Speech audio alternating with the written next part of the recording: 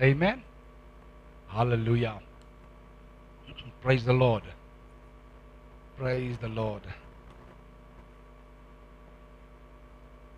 I'm still busy talking about the disciple of Christ.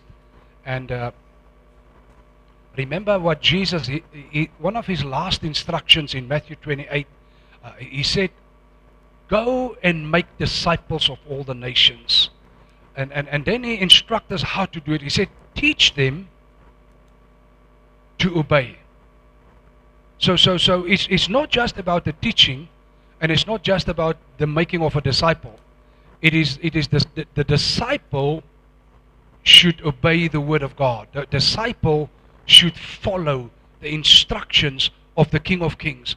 And even yesterday in the discipleship school, I told my class, I said, you know what, to know if I'm failing as a pastor or if I'm succeeding is when the disciples are obeying Christ. Then you know I'm doing a great job. But as long as you're not doing the word of God, and as long as you're not following and obeying, it reflects on me. So maybe one day I'll be standing in front of Jesus and he said, your disciples did not follow me, as there's no reward for you. And I'll be ashamed. Because hoping that I'm laboring for the Lord and I'm accumulating something, a treasure in heaven, but then reaching there, I might hear that my people have not obeyed, so I didn't do what I was supposed to be doing. So we are teaching about discipleship, and we are the last few weeks I'm speaking about Jesus, and I'm showing you revelations about Jesus, so that you as a believer, you as a follower of Christ, you that call yourself a disciple, can be stronger in your relationship with the Lord, but also to be stronger and growing up and maturing into the image and the likeness of Christ. Amen. Because that is what this church is. We are shaping people into the image and the potential and the full measure of Jesus Christ. That's what we are doing. So our whole vision, our whole mandate is to take people from wherever they are and equip them and train them to be a disciple of Christ, whereby the individual become more and more like Jesus. I mean, that's what we do as a church. That is our mandate, Revival Center's mandate. So a true disciple of the Lord is familiar with the uniqueness of Jesus, having two natures, the one divine and the other human. So you can already see where I'm going this morning. Isaiah 9 verse 6, the Bible reads, for to us a child is born, to us a son is given, and the government shall be upon his shoulder, and his name shall be called Wonderful Counselor, Mighty God, Everlasting Father, Prince of Peace. Now we know he speaks about Jesus, and we know that Jesus was born from the Virgin Mary.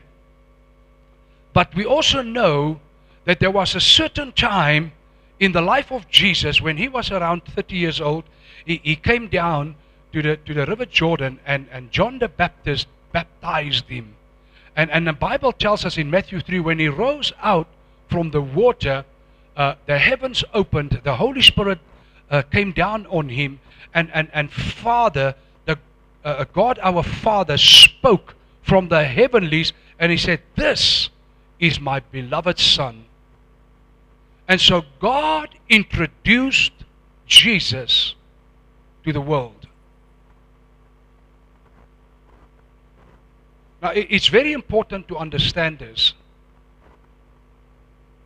Jesus did not just come haphazardly and the Son of God. The Father introduced him. I say the Father introduced him. Thank you. Because many people don't know this. They just believe Jesus is the Son of God because Jesus is the Son of God.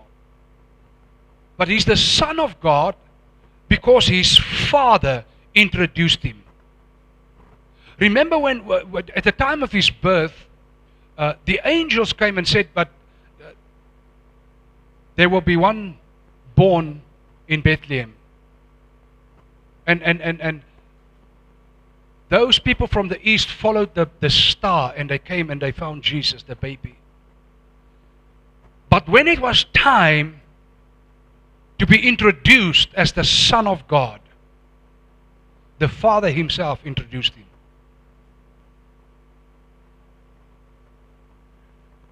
Amen? Because many other religions have an issue with Jesus Christ. And the Bible says that if you deny Jesus, you will be denied before the Father. And the Bible says if you don't have Jesus, you don't have God. I don't care what they call their God, whether they call him Krishna or Allah or Buddha, whatever they call him. If you don't have Jesus, you don't have God, the creator of heaven and earth. Amen? And so God, our Father, our Heavenly Father, took time out to introduce His Son. He said, this is my beloved Son, listen to Him. Amen? And so the Father, it is His responsibility to introduce the Son. The first thing I want you to understand this morning is the revelation from God the Father. And I'm busy already talking about that. In Matthew 3:17, He said, behold, a voice from heaven said, this is my beloved Son, with whom I'm well pleased. And in Mark 9, verse 7, remember when they went on the mountain of transfiguration, and Jesus took Peter, James, and John with Him, and they saw Elijah, and they saw Moses, and they had been in communication with Jesus. God, again, in Mark 9:7, and a cloud overshadowed them, and a voice came out of the cloud, this is my beloved Son, listen to Him. So God not only introduced Jesus to Israel, He also introduced Jesus as His Son to His own disciples. Amen? So even the disciples, even if somebody would have told them, but there was a voice when He was baptized, that they might maybe doubt it. Because remember, by that time, when Jesus showed up, for 400 years, there was no revelation, there was nothing from God. The nation was spiritually in a bad spot. There were no prophets that presented the word. There was no prophets that presented God to the people. It was quiet. So you can imagine if somebody come and tell you, hey, there was somebody when that crazy guy, you know, the guy from the desert, when he baptized the person, there was a voice from heaven that said, this is my Son. Do you think everybody would believe? For 400 years, there's no voice, there's no nothing. There's no angel showing up. There's no revelation from heaven. It's quiet. And somebody tell you, but this happened there. I think you might not believe. And so God took time out again to reveal and present His Son to the disciples of Jesus. He said, this is my Son. Amen?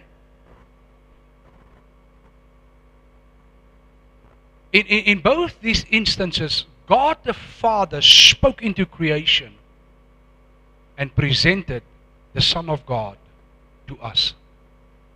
Presented the Son of God to creation.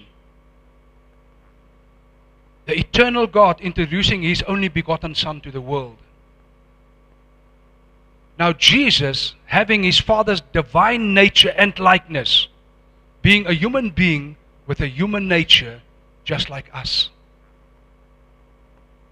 This morning I'm touching on the uniqueness of Jesus. The two natures that He had. You see, when we are born on earth, we have an earthly nature. That is why those of us who have raised kids, you love them so much, and you from day one, you really want this little one just to follow Jesus. You don't want this little one even to know things about the world. And so from a very young age, you as parents, because you love Jesus, you are praying and you are coming to church, and that little one from baby is in church. But guess what happens? The little thing is 2 years old, started to talk now. And something happened at home. And you come along and you say,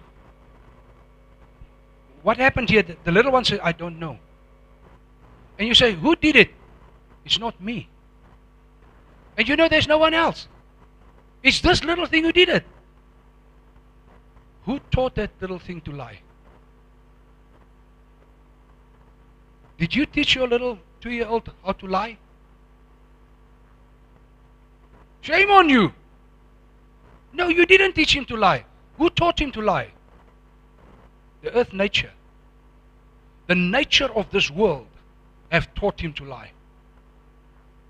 And so from a young age, as Christian parents, we know the battle that we have, not only for ourselves to serve God, but to train up this little one to come out of that nature into the nature of Christ. Amen? And to become born again. But here is Jesus. A man just like you and me. He looked like us. He walked like us. He didn't crawl on his belly. He walked. He was a human being just like you and me. The difference is this. This human being had God's nature inside of him since conception. So the divine nature made him to be the Son of God. And the divine nature that he had since conception was what helped him and empowered him to overcome the earth nature. Because remember what I taught you a few weeks ago already. The Bible said he was tempted in every way like us, but without sin. I don't know about you, but sometimes when I'm being tempted, I fail. So the nature of God by the Holy Spirit that's inside of me, because I'm a born again, I have that same nature that Christ had is also inside of me now. When you are born again, it's also inside of you. But despite the nature of God who is inside of us, this nature of the world has been in me much longer than the nature of God. And so the nature of God, I still have to obey and allow the nature of God to overcome the nature of the world. That's why when sometimes you still lie, sometimes you still fail, because the earth nature, the worldly nature is still strong in us, but not in Jesus. Not in Jesus. You see, when he was born on the earth, the divine nature was already prominent inside of him. He never lied. He never cheated. He never stole. He never cursed. He never did anything wrong. Because of the divine nature of God that was in him. The second thing I want to put emphasis on this morning is the uniqueness of Jesus Christ. In Hebrews chapter 1, verse 2 and 3, the Bible reads, "But in the last of these days, he has spoken to us in the person of a Son, whom he appointed heir and lawful owner of all things, also by and through whom he created the world and the reaches of space and the ages of time. He made, produced, built, operated, and arranged them in order." Verse 3, "He is the sole expression of the glory of God, the light being the outraying or radiance of the divine, and he is the perfect imprint and very image of God's nature, upholding and maintaining and guiding and propelling the universe by his mighty word of power, when he had, by offering himself, accomplished our cleansing of sins and riddance of guilt, he sat down at the right hand of the divine majesty on high." Here we see the uniqueness of Jesus. He's God's one and only Son. A title that embraces all the human and divine facets of his unique person. When Jesus in the flesh, about 30 years old, coming out of the water and being introduced by the Heavenly Father, this is my Son. This man, uniquely the only begotten of God, the only begotten Son of God, was so unique that inside of him we see these two natures.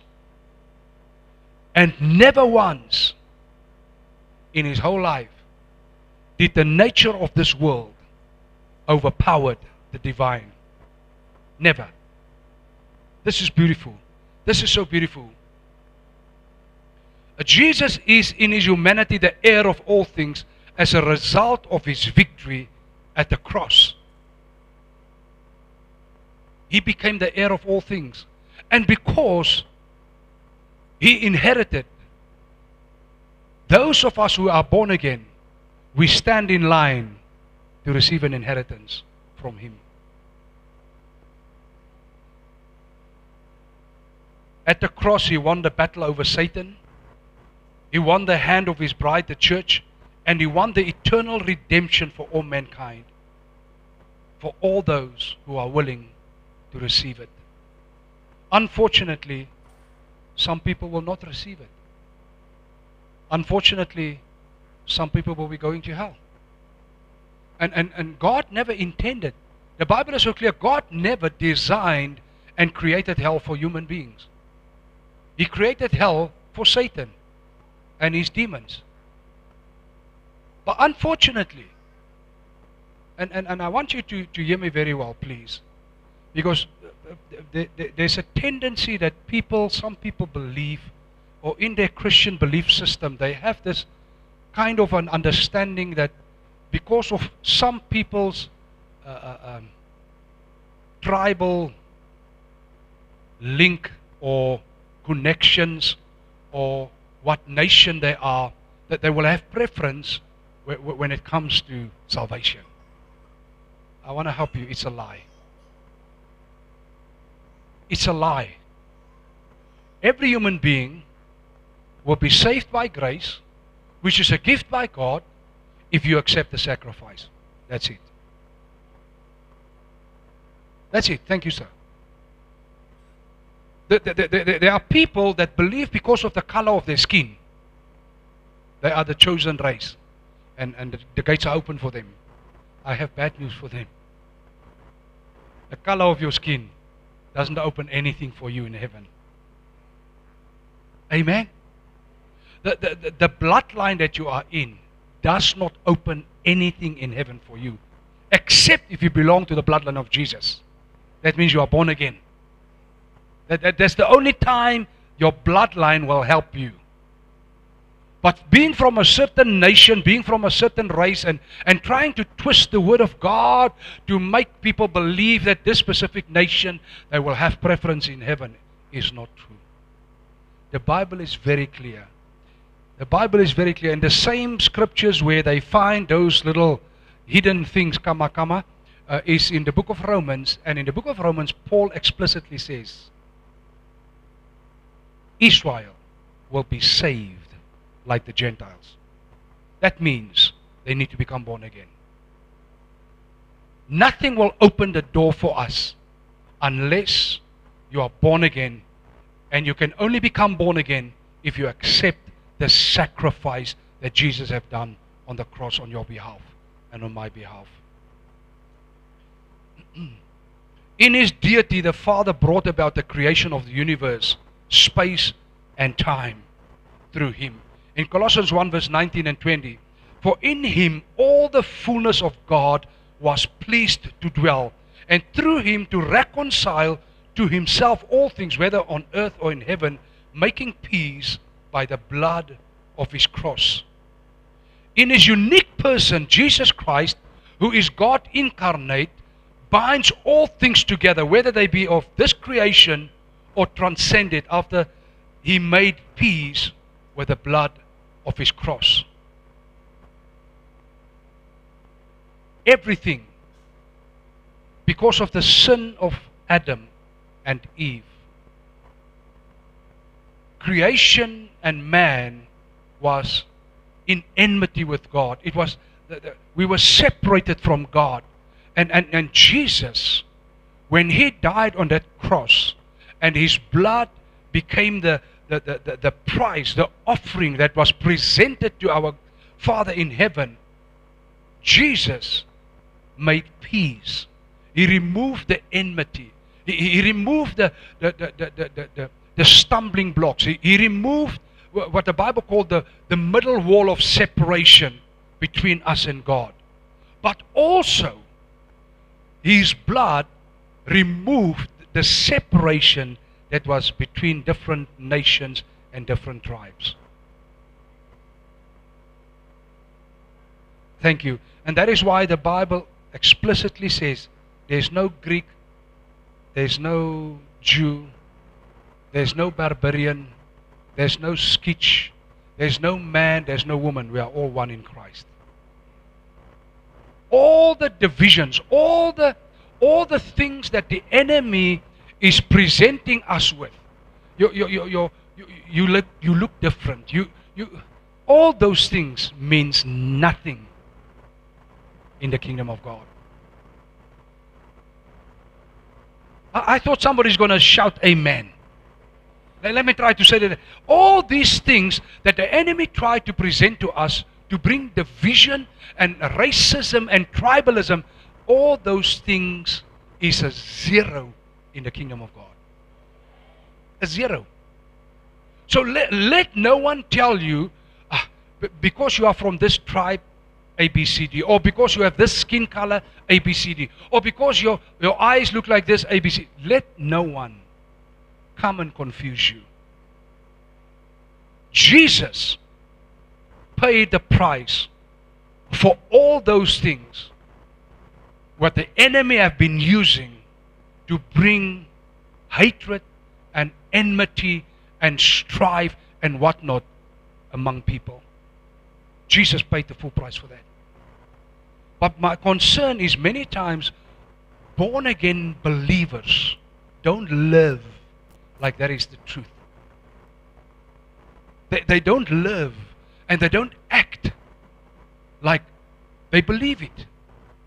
Because many beautiful Christians are still bound by tribalism and family matters and things of this world that means nothing. Don't fall for those things. The uniqueness of Christ and the two natures that He has is the thing that is supposed to open up our eyes and our understanding to come to the realization. Before I became born again, yes, my culture, my tradition, my who we are as a people, and what tribe I belong to, and those things might have been important to us. But the minute we become born again, all those things means nothing. It means nothing.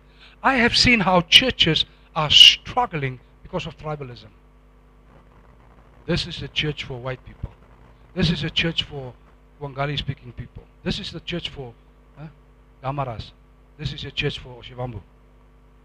This is the church for Nyambas, this one. And then the church is in trouble. The church is in trouble.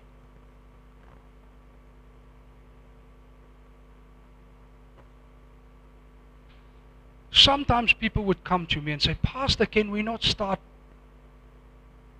a Damara choir in the church? Or can we not start a Nyemba choir? Or Kwangali choir? You know what's my answer? No. Why not? Because this is a kingdom church. This is not a Kwangali church. This is not the Afrikaans church. Yes, we use a language that all of us can understand, English. Amen? But this is not a tribal church. This is a church where we are breaking down those barriers Because this is an all nations church. So we are into breaking down those barriers where people can say, we are the most in this church. No. We are washed in the blood of Jesus.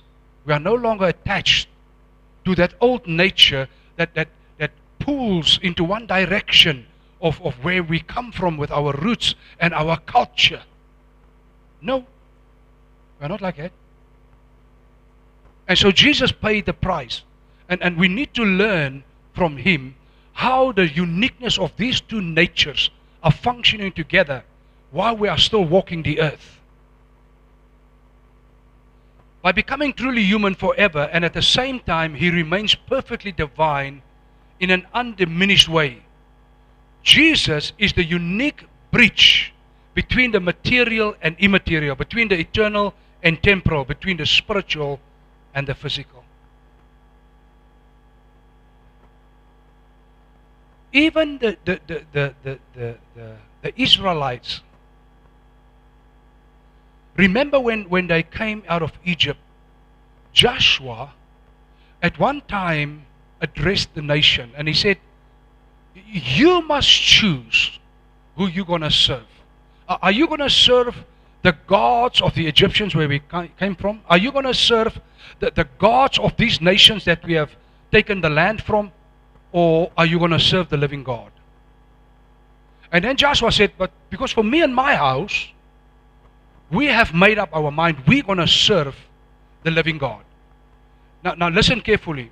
So that is the danger. People serve gods. But what kind of gods? Some people's God, the Bible says, your belly, your stomach is your God. You are forever complaining about food. You forever. Why? Because that thing is shouting, is screaming. Some people, their money is their God. Some people, their career is their God. Some people, their business is their God. Right now, they are not in church because they are at business, at their workplace, trying to make money. And I'm not saying you're not supposed to make money to feed your family. That's not what I'm saying. But I'm saying the Bible is very clear. Seek first the kingdom of God. So get your priorities right. Then all the other things will come right for us. Many times our things are not working out because our priorities are not right. I want heaven, and I want heaven to invade my house, and I want heaven to invade my finances, and I want heaven to come. But my priority is not heaven. My priority is something in the world. How can heaven come? How can heaven invade if my priorities are wrong? Because Jesus said, if the kingdom is first and the righteousness of this kingdom, God will add these things to you. So in other words, my responsibility is my priorities. I need to get my priorities right as a disciple. And so many people serve different kinds of gods. Some people, their family is their God. Yes. As a family, they will sit down and they will decide, are we going to worship again in Revival Center or not? And the family decide, no, we go. And the family left. And when you ask them, they said, no, as a family we decided we're not going back to that church, we are finding another church now. What? Yes. I thought Jesus is the head. Now you're telling me your family is the head.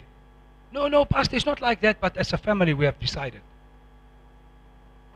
At one time we lost 15, 16 people because of a family that decided they are done. They're not worshiping in this church anymore.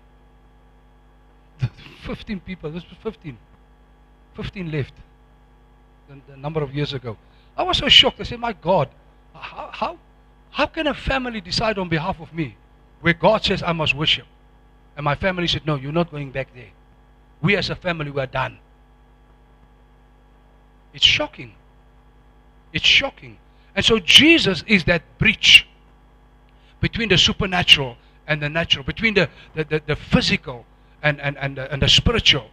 And so Early on, last week or the week before that, I was speaking about the Word and how the Word became flesh. And I told you that the thing that we need is Jesus, the Word of God. Right now, I'm telling you again, what we need is Jesus, the bridge between heaven and earth. You don't need anything else. I want to help you. You don't need more money. You need Jesus.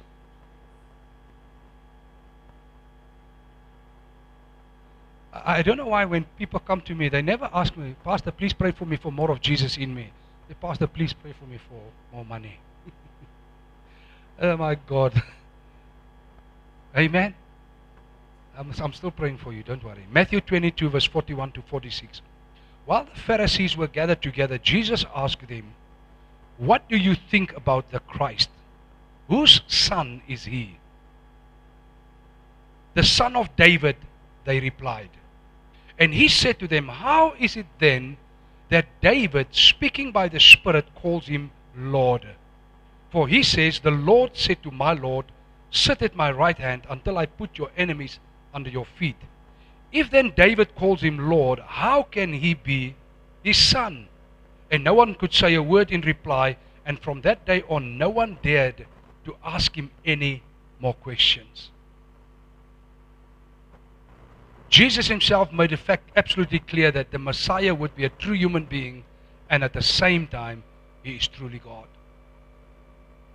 Just by asking the Pharisees, they were unable, the Pharisees and the religious crowd were unable to answer, because they didn't realize that the Messiah, the son of David, would be one of the members of the Godhead. They thought it will be just a physical man, but they never understood. They never had a revelation that the Lord said to my Lord, sit at my right hand. And when Jesus asked them that question, they said, hey, now we don't know what's going on. We believe he's the son of David, but we don't believe that he's God. Can you see that? And so many, there's an onslaught against Christianity because we believe that Jesus Christ is the Son of God. We believe that Jesus is God. There's an onslaught on social media, on so many platforms against your faith. And that's why I'm teaching you this stuff. That's why we are looking. It's old stuff, Pastor. We know this stuff. No, I know. I'm just taking the duster. I'm just dusting off the dust so that you can know. Your spirit must be freshened up again. That this Savior is so much God as he is so much human. Amen? And so the Pharisees and the religious crowd in Jesus' day, they couldn't make the connection. And many people in the day that we live in cannot make that connection. Yes, there are Christian cults, I call them cults. They try to use the Bible, and they amended the Bible to fit what they believe. And for them, Jesus is a prophet. He's not God's son. If he's God's son, all of us are God's sons. And they quote the scripture from the book of Psalms, the one that Jesus quoted. Did I not say that all of you are sons of God? And it's true. If you're born again, you're a son of God. And so they say, because of that thing, then all of us are sons of God. In that sense, yes, Jesus is the Son of God. But like he's part of the Trinity, no. That's not true. And it's very interesting. If you see the influx of the Muslim faith or the Muslim religion all over the world, and even how they try to influx into our city, it's how they push Christians over. They ask you, show me the scripture where Jesus says, I'm God, and show me the scripture where the Bible says, God is 3 in 1. And then Christians are falling because they don't know nothing. They don't know how to defend what we believe. They don't know the scriptures. They can't take the Muslim into the scripture and say, this is what the Bible says. And the Muslim use your Bible. He's not using on something. He used your Bible.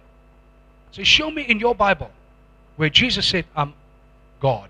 Show me in your Bible where Jesus said, we are three.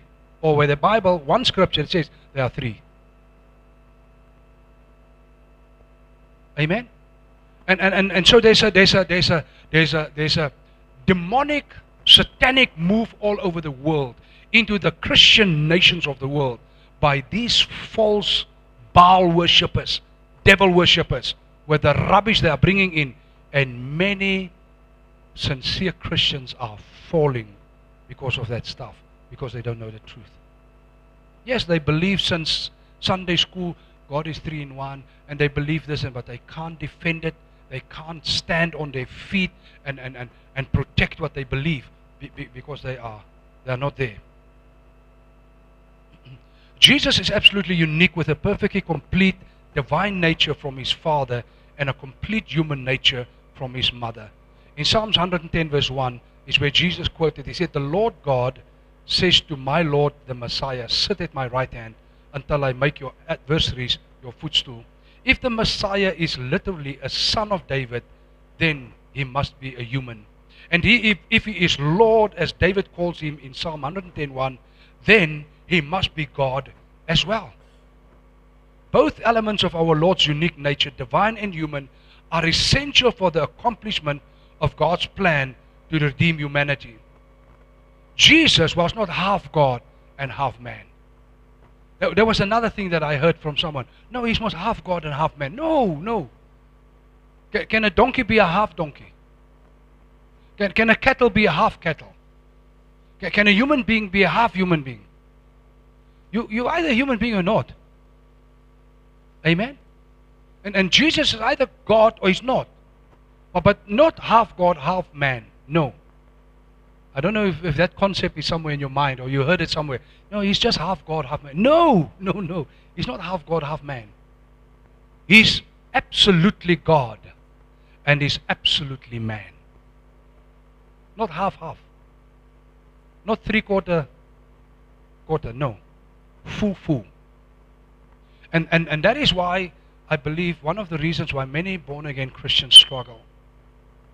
Because somewhere in their concept, when they become born again, somewhere in their concept, I don't know if it's the enemy or where did they learn this, but somewhere in many Christians, in their concept is, I received of the Spirit. It means that I receive of, you receive of, they received of, so everybody received a small portion of the Spirit. Can the Holy Spirit be divided?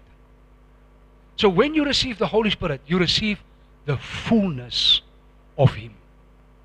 In other words, you can be exactly like Jesus. Not half like Him.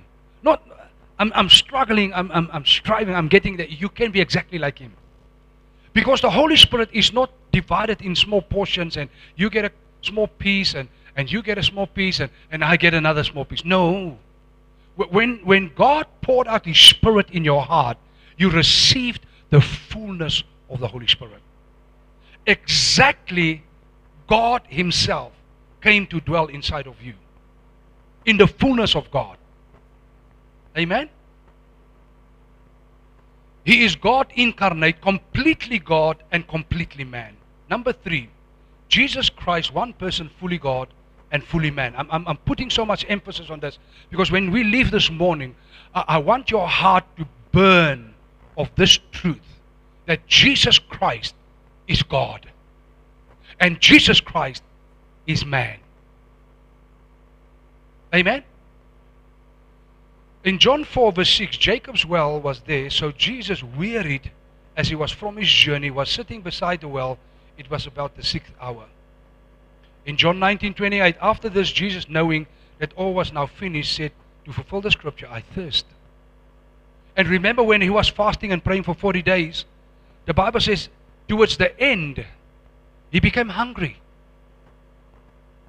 Amen? Now, how many of you have been hungry before? Okay, some of us. How many of you have been thirsty before? How many of you have been wearied or exhausted or tired. Those are things that prove you are human. Yes. Because this is what we get hungry. As a matter of fact, the Bible says that God created food for the stomach, and He created the stomach for food. The one is created for the other. Amen. And that's why when people come with stomach problems, I just speak to the stomach and say, in Jesus' name, God created you for food. I instruct you to receive food. And food for you. Then your stomach problem stops. Amen. And so these verses notices that Jesus was subject to limitations of human nature. So He was not supernatural, flying, over the hunger for food, flying over weariness. No, He got exhausted. Remember when His friend Lazarus died, he was weeping. His heart was broken. My friend passed away. But He knew he passed away. Because He told His disciples, when they received message to come, He said to them, we need to go because Lazarus is sleeping. And they said, well, he's sleeping, he will get well. He said, no man, he's died. He's dead actually. So when they came there, he was now dead for 4 days, and they buried him already, and he's smelling. And the Bible says when Jesus saw the crowd, Himself was emotionally touched, and He started weeping because of His friend. Those are typical things that is connected to the human nature. Amen. In John 11:43, when He had said these things, He cried out with a loud voice, Lazarus, come out. In Matthew 14 verse 18 to 21, and He said, bring them here to me. Then He ordered the crowds to sit down on the grass, and taking the 5 loaves and the 2 fish, He looked up to heaven and said a blessing. Then He broke the loaves and gave them to the disciples, and the disciples gave them to the crowds. And they all ate and were satisfied, and they took up 12 baskets full of the broken pieces left over. And those who ate were about 5,000 men, besides women and children. They didn't count the women and children. And I don't know back in the day, if it was like today, the day where we live in. If you look across the churches, you will always find more women than men. But I don't know now in that time, if it was the same. So maybe if there was 5,000 men, at least it might have been 5,000 women, I guess. And maybe there would have been at least, 2,000, 3,000 children. So there was a large crowd that He fed. Now, in these verses, we notice how Jesus operated in the power and authority of the divine nature. Remember when He was walking on the water? Physically, by the physical laws of creation. I've tried it over and over, but I'm not yet there. I'm not walking, I'm sinking. And I'm a man of faith, so every now and then I would step into the water to see if I'm already there, but I'm not there yet. I don't know about you. I can't even float. Who of you can float? I can't even float. You find people, they just go in the water and there they lie. So how do you do it? I'm just lying. Say, hey, when I'm lying, I'm drowning. I can't float. So it would be really a supernatural thing for me to walk on the water. I can't even float. But here you can see the divine nature that Jesus was partaking in. He, like I said, He was not half God, half man. He was completely God, completely man. Jesus had 2 natures, but only 1 personality. That's important to understand. In both, Jesus' actions were from His one person. If He acted out of the divine nature, it was the same person who was acting out of the natural. The same person, and you need to understand it, because when you became born again, the Bible says you became a new creature in Christ. Now, this new creature does not have a dual personality. It's not like when you go to your friends, you become a tiger in the world. And when you come to church, you become a saint. It's not supposed to be like that. From the one person, you're supposed to live with the two natures, and the nature of God is supposed to start to overpower the nature of the world that's inside of us. Amen? I can't become a party animal when I'm among the party animals. I'm still a saint. I'm still a born again. And so this is what we learn from Jesus.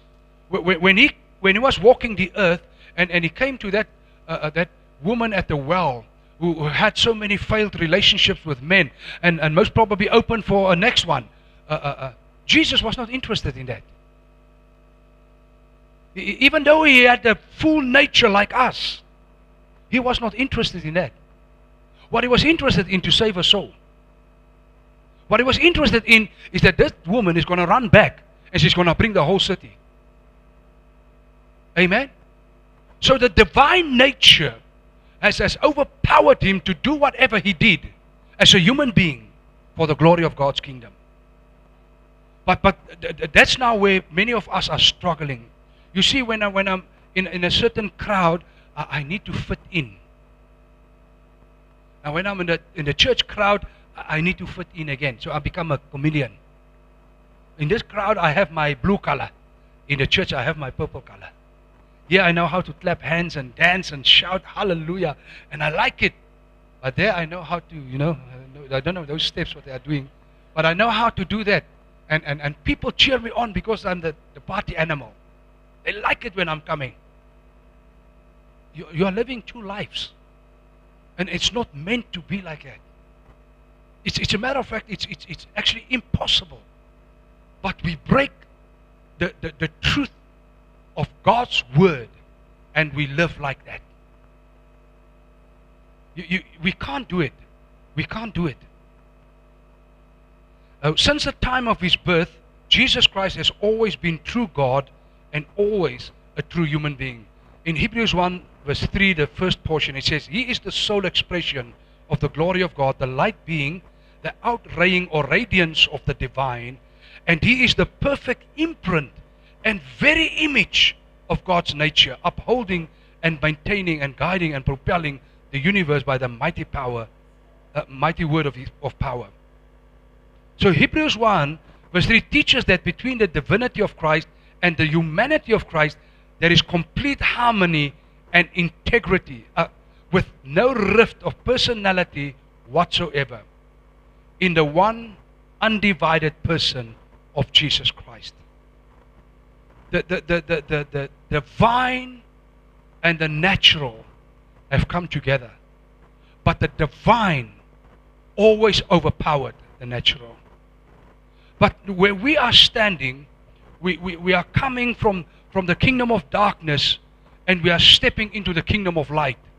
And so we have like an upward life to live, to accomplish the spiritual thing, where Jesus didn't have that. He didn't have that. And that is what makes it sometimes so difficult for us. But understanding how Jesus did it, understanding that He had the complete two natures, like those of us who are born again, you have them. The problem we have is we are from the back foot, from the world and the flesh and carnal nature. We are now stepping into the spiritual nature. And sometimes we are weak. Sometimes we are struggling. Sometimes we are falling. And that's okay, as long as you can get up and continue. The problem is when we slip and fall and we keep lying down.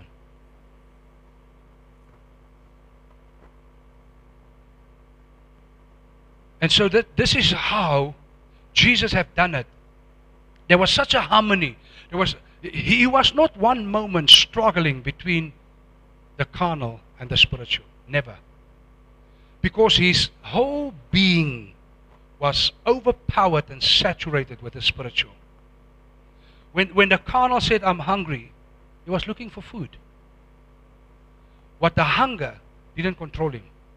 Meaning, the hunger didn't tell him to go and steal and rob something somewhere. Huh? Because, you know, some people have a hunger not for food, but they have a hunger for other things. And they go rob and steal. And try to get money for the lust and the hunger they have for certain things. Some people, because of the lust and the hunger they have for recognition and power and status and promotion, they do wicked things in the companies where they work. But Jesus have never done that. And so as a born again, you have to break free from those cravings, so to speak, and those lusts of the flesh that want to overpower us to do what the world is doing.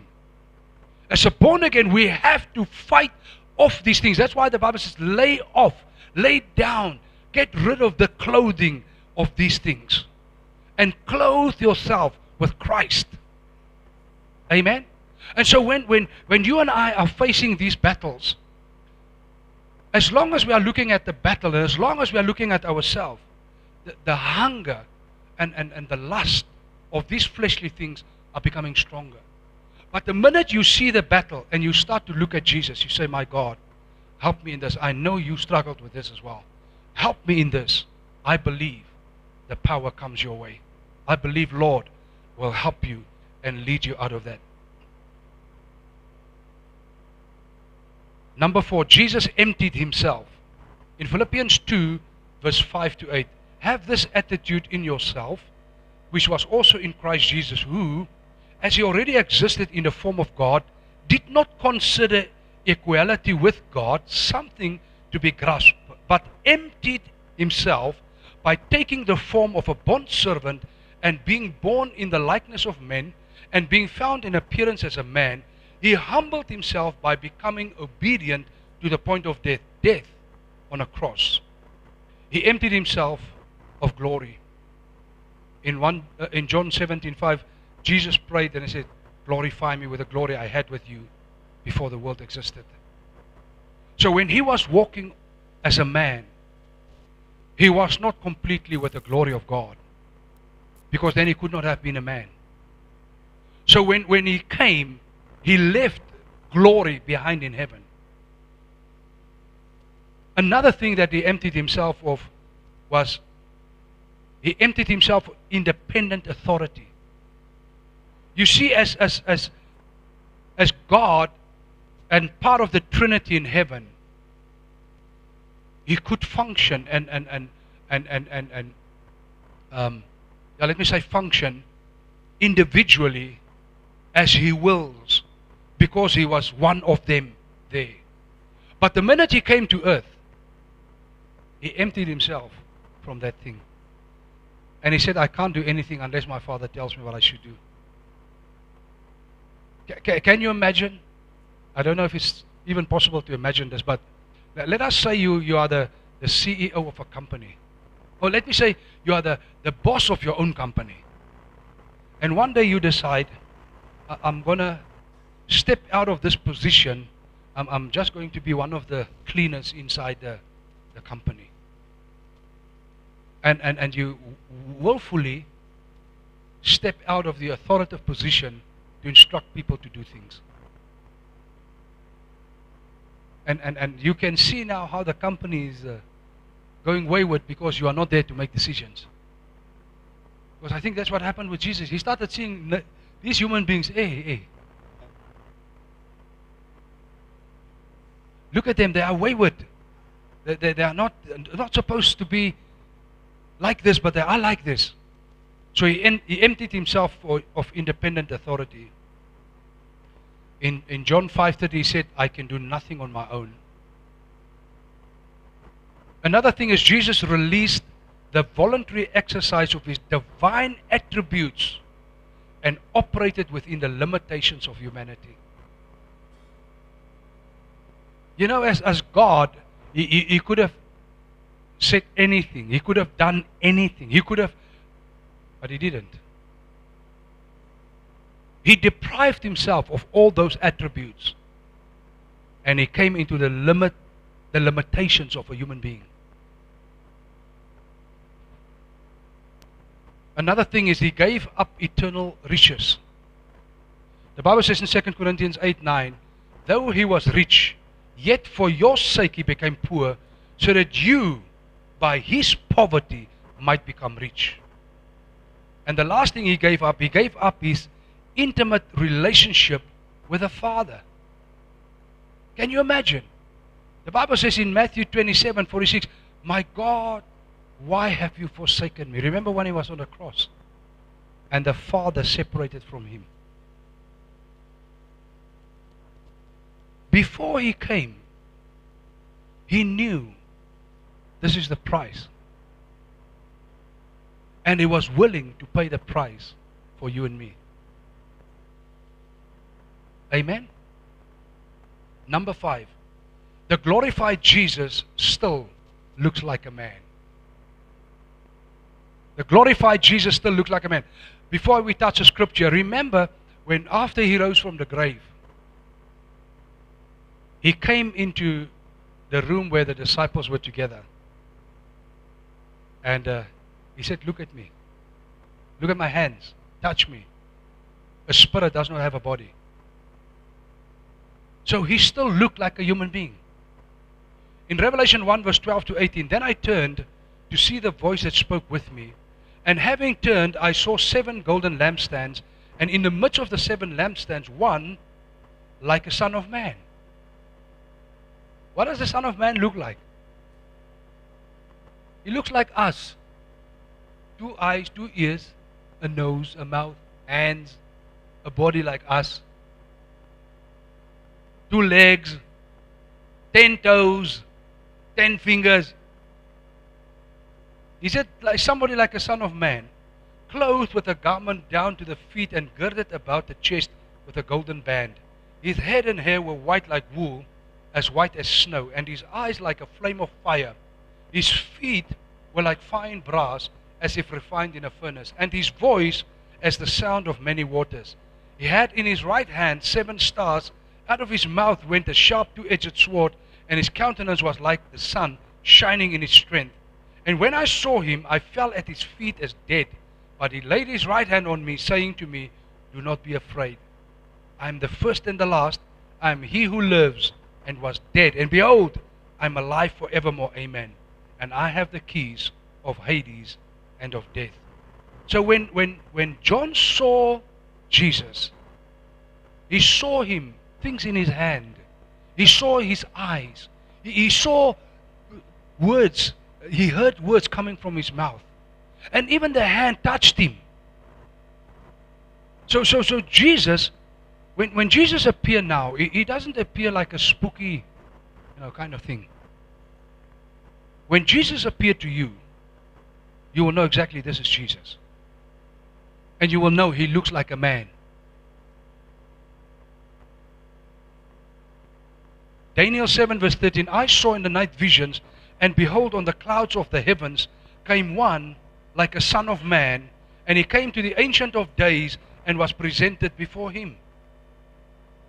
So when Jesus, after he was crucified and he took the blood into heaven, Daniel saw it in his vision. And Daniel said, I saw someone like the Son of Man coming to be presented to the Ancient of Days. Jesus looked like us. Now that he has returned to the Father, Jesus appears in a glorified form, but still as a man. Still as a man. I had the privilege to read a lot of literature and spoken to a lot of people to whom Jesus have appeared. And none of them, not one, said, I didn't recognize him. All of them, all of the people to whom Jesus appeared to them as a man. So I'm convinced, I'm completely convinced, if Jesus would appear right here, right now, he will be a man like us. I'm convinced that we will be able to touch him. I'm convinced. Now you look at me like, hey, do you know that Jesus still appeared to people? Hello? Yes. Who says, Icona? Jesus still appeared to people. Do you know that in many of the Muslim countries, I heard testimonies, I didn't heard, I read it, where Jesus the same night would appear to the whole family in one house, and all of them become born again. The next day, the whole house are Christian. Because Jesus appeared from the children to the parents to everybody. He appeared to everybody in that house the same night. It's amazing how Jesus appeared to the Muslims at the moment. Well, I don't know if it's because of social media that we have access to more of these testimonies. I don't know. But there's so many Muslims. Over the past month and a half, I've listened to so many testimonies of Muslims. What they say, Jesus appeared to me. Many in dreams, many not in dreams. He appeared to them. So who are you? I'm Jesus Christ, the one you are opposing. Ah! And they became born again. So I believe that Jesus still appeared to his people. And I still believe he does not appear to the super spiritual people on clouds. I believe Jesus appeared to people like us. I believe it. And I believe that if you are open and ask him, he will do it. I'm convinced. I'm convinced. I have a very simple belief, a belief system. My religion is very, very simple. You see, I grew up in a church where the Jesus of that church never did nothing. He never showed up. He had no power, but they had all the stories about him. And so I was about 20 years and 6 months old when I became born again, and I had an encounter with Jesus where he appeared. But when he appeared, that time, he appeared in a bright light in my room. Very, very bright light. And so I became born again. And that night when I became born again in 1987 in December, I said to the Lord, if you are real, I want you to show yourself to me. I don't ever in my life want to worship a God that are just stories and stories. I want to worship a living God. That when I call your name, I'm expecting you to show up. And God had been faithful up to today.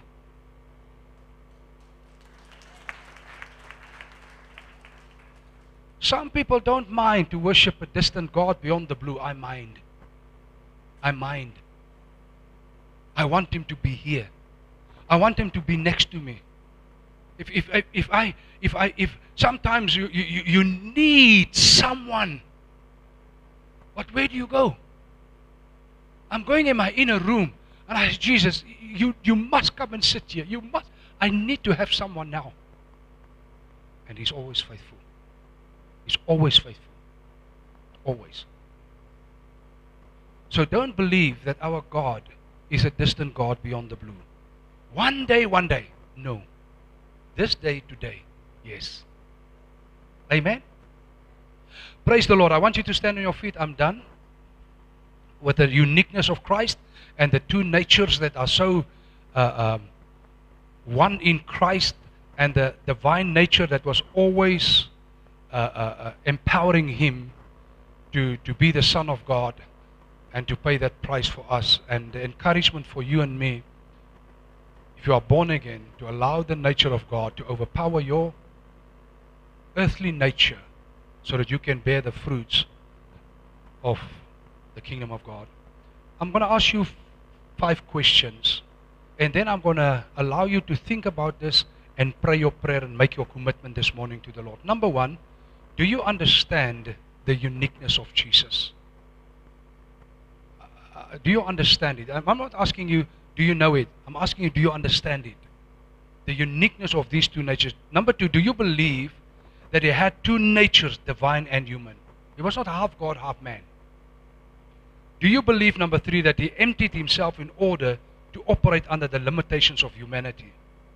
Or do you think when he was walking the earth, he was supernatural, he was just God? Because that is the hiding place for us. To say, you know what, I'm not God. So I'm a sinner. And we justify what we do. Because we don't believe. When he came, he emptied himself to be like us.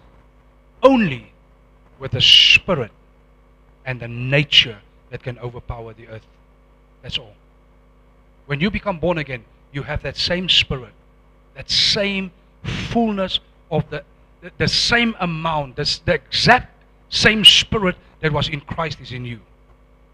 So there's no hiding to say, no, but you know, he was actually God, he was supernatural. No, he was a human being like you and me. So do you believe that he emptied himself in order to operate under the limitations of humanity? Number four, do you believe that the born again has the complete divine nature as Christ? As a born again, do you believe you have the complete nature that Jesus had? Or do you believe I only have a pinky of the Holy Spirit? Some other people have the thumb and some other people have something else of the Holy Spirit. Or do you believe you have the complete nature? What do you believe? Number five, do you believe that the born again can live exactly like Jesus, overcoming the limitations of the flesh? Or do you believe, we humans? Those are the limitations. And that is the reason I'm teaching this stuff. Number one, do you understand the uniqueness of Jesus? Number two, do you believe that he had two natures, divine and human? Do you believe that he emptied himself in order to operate under the limitations of humanity? Number four, do you believe that a born again has the complete divine nature as Christ?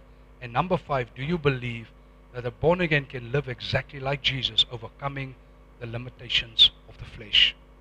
Music will be playing, and I want you to speak to the Lord. What you have heard this morning, maybe the Holy Spirit have reminded you of something else. I want you to make a commitment. I want you to surrender yourself. I want you to lay down yourself and humble yourself before God and commit yourself to Christ this morning. Let us pray in Jesus' name.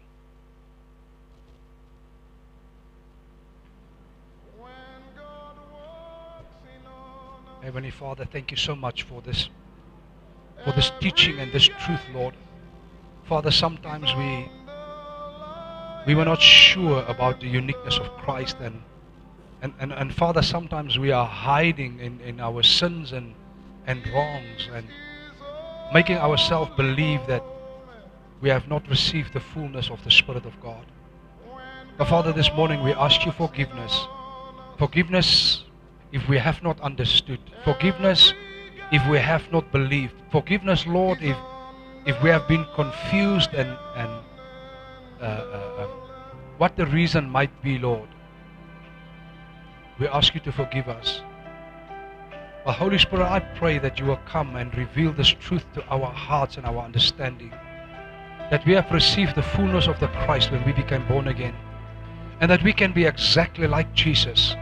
Holy Spirit, I ask you to help us that the divine nature in us overpower the earthly nature, the carnal nature, in Jesus' name.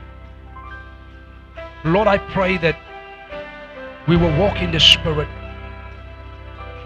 as you lead us, because we want to be sons of God in the earth, led by the Spirit of God, directed by the Spirit of God, being a light to the world and salt to the earth. Oh God, we want to be that city that's high on a hill that cannot be hidden. And the good works that you have prepared for us, Lord, we want to fulfill those works. We want to do those works, oh God, so that the nations of this world can see that we belong to you and that Christ is our God and our Savior and our Lord. Holy Spirit, empower us in Jesus' mighty name. In Jesus' mighty name we pray, Lord. that the limitations of the flesh will not have power over us to limit us as sons of God. In Jesus' name, amen. Amen. Praise the Lord.